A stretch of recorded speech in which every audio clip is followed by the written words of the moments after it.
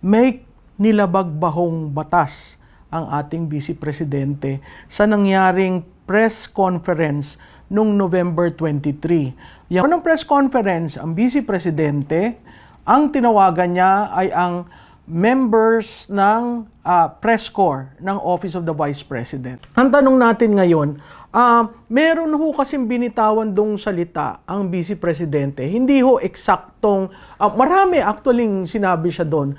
Pero ang tingin ko na napukaw ng atensyon ng administrasyong ito ay yung sinabi niyang, if something happens to me, then if something happens to me, yung exact words, siguro ilalagay natin dito sa baba. Pero in effect, ang sinabi niya, if something happens to me, I will make sure that, hindi naman ho niya sinabing I will kill.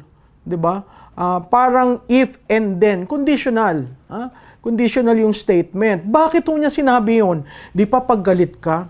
Pag nangyari sa akin, pag may nangyari sa akin, sisiguraduhin ko, alam ko kaagad kung sinong tumira sa akin.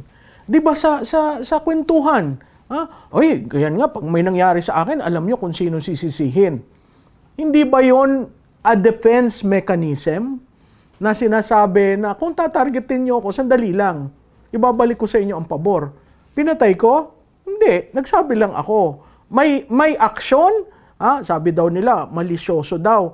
Ay, ang naglalagay ho ng malisya, yun nag-i-interpret.